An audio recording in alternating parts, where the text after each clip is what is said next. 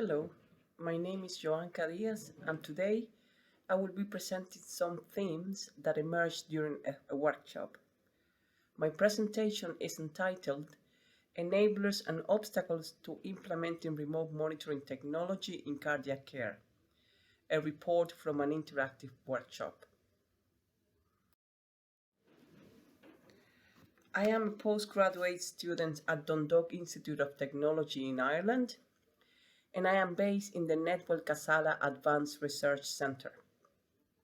So primarily, we create new ideas that enhance the quality of life and well-being of all the people and those who care for them through more integrated community-oriented services, more sustainable home and neighborhood design, and more age-friendly technologies.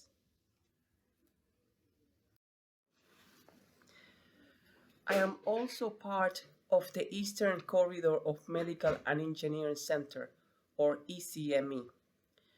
And this is an European Union cross-border research center for excellence in cardiovascular medicine. So this is a collaboration among educational institutions from the Republic of Ireland, Northern Ireland, and Scotland. The goal of ECME is to create new models of cardiac care, smart wearable technologies, and improved monitoring system for all the people with cardiac conditions.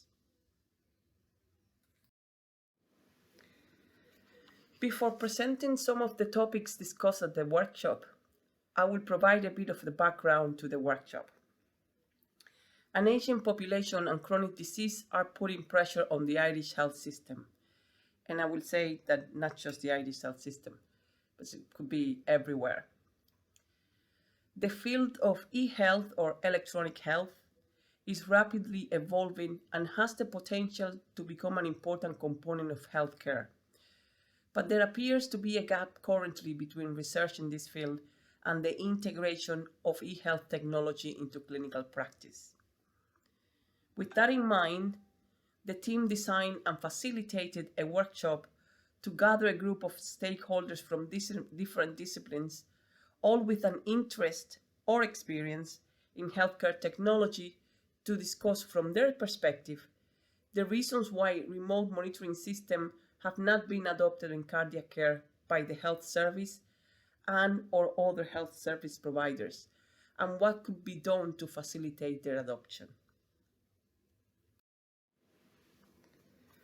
The workshop took place during the Electronic eHealth Ireland Ecosystem Conference in April 2018. Now you will be wondering, what is an eHealth ecosystem? So an eHealth ecosystem brings together communities, connecting the whole range of multi-stakeholders interested in developing integrated care across Ireland. So it's a way of reaching out to all stakeholders and to break down silos to provide coordinated care, all to benefit patients. That's the ultimate goal. So this conference was the first regional meeting and brought leaders from the health service executive, technology innovation, and community agencies together.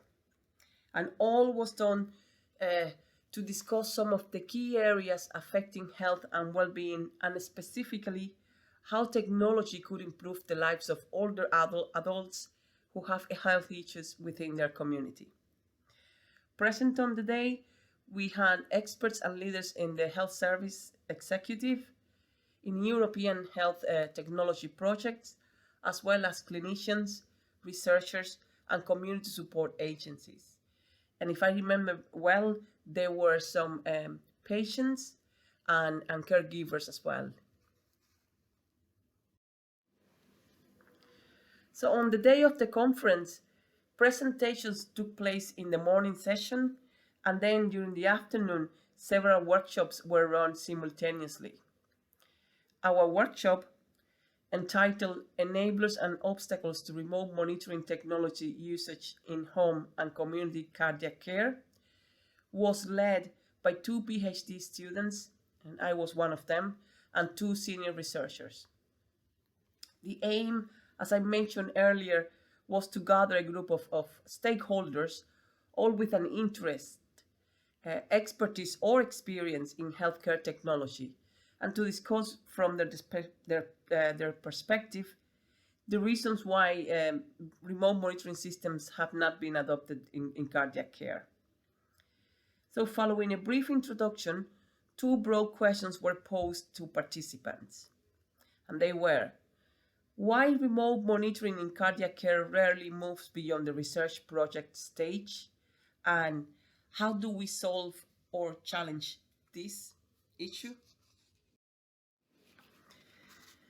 So the discussions pivoted around the lack of funding available, the need for reimbursement models, the lack of awareness about remote monitoring, the angst about who is responsible for the data generated, the design of systems, the increasing demands on services, and lastly, patient empowerment.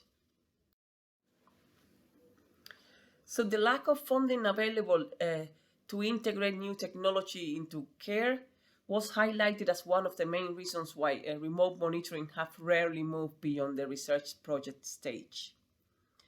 For example, participants highlighted how the total IT budget designated in Ireland is much lower than the European average, and also how the lack of funding for basic IT infrastructure stymied the ability of the workforce here in Ireland to integrate with modern IT practices. There was a collective agreement that in order to be successful, the introduction of remote monitoring systems would need to include a standard reimbursement process.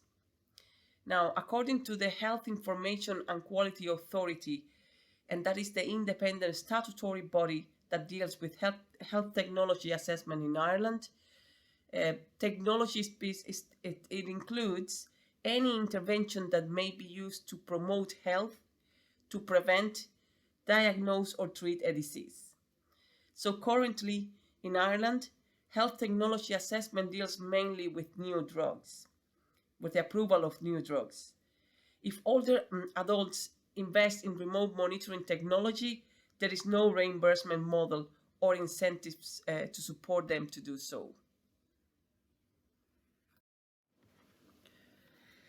Participants also spoke about the lack of awareness about healthcare management and clinical staff of the opportunities that presents with remote monitoring. They reported that while there are many examples of remote monitoring pilot studies, management and staff are frequently not aware of their occurrence. It was agreed that concerted efforts are required to increase awareness in the general clinical community of the potential that remote monitoring has in cardiac care. Another issue highlighted in the workshop was around data responsibilities and the angst that the clinicians have about who is responsible for the data collected when using a remote monitoring system. And this was perceived as a potential barrier to implementation. The General Data Protection Regulation, and that is the legislation that we use in Europe, states that the responsibility for any data collected is within the institution that collects and processes it.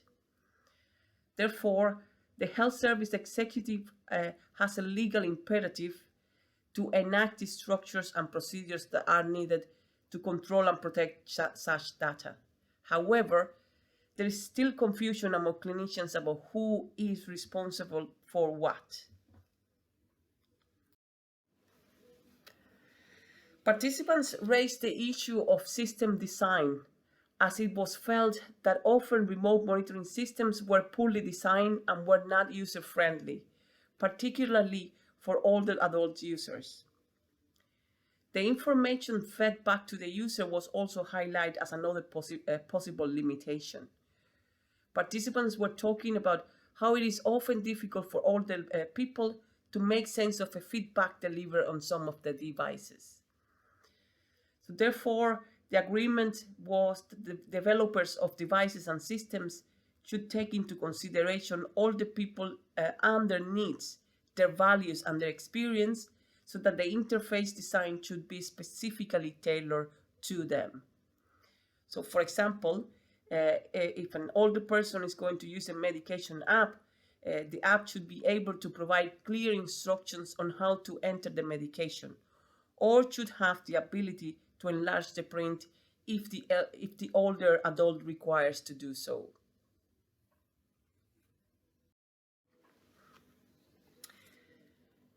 During the workshop, it was suggested that the introduction of remote monitoring in cardiac care could result in an increased demand on the health service by identifying more symptomatic patients in need of hospital treatment. And this again was seen as another barrier to implementation. This indicated that healthcare management were not only aware of remote monitoring technologies, but also aware that they may also improve the diagnostical capabilities of the clinicians and as well increase the lifespan of the population. Gathering information, that was another of the themes. And one of the easiest ways to allay fears regarding any technology is to comprehensively inform the policymakers and the adopters, in this case the clinicians, of those technologies about what is happening and why. Now, this form of education I'm talking about, it doesn't have to be overtly technical, but could use the results of completed pilot studies showing if it was beneficial or not. Another way to overcome this barrier would be the creation of a national repository of past and current e-health projects that all stakeholders could access in a timely manner. Now, it was agreed that some of the useful information that should be included in the repository will be, for example, the geographical location of projects, the equipment that was used in the project, the stage of the project, the outcomes, and if the project was rolled out or not. In Ireland, unfortunately, we do not have this system in place yet. The last point is patient empowerment, and on this matter, there was a collective opinion among workshop participants that older adults should be empowered to engage with technologies for self-management and self-care purposes. Research has shown that some older patients with heart failure may not adhere with treatment due to poor health literacy and lack of awareness on their illness and the importance of self-management. However, there is also a body of research highlighting that when healthcare professionals work alongside older people and empower them to take ownership of their treatment and self-care, it maximizes their compliance. So just to conclude, advances in e-health technology have the potential to bring about improvements in the delivery of cardiac care.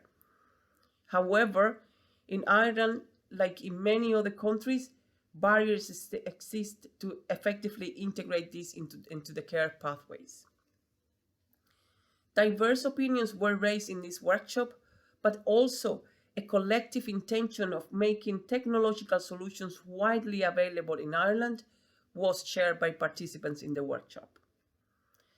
The concerted effort of all stakeholders and political will is now required to bridge the gap between research and the implementation of e-health initiative for older adults with cardiac conditions in Ireland. So this slide is to acknowledge our funders. And this is the end of my presentation. Thank you for listening. Now I will be glad to take some questions.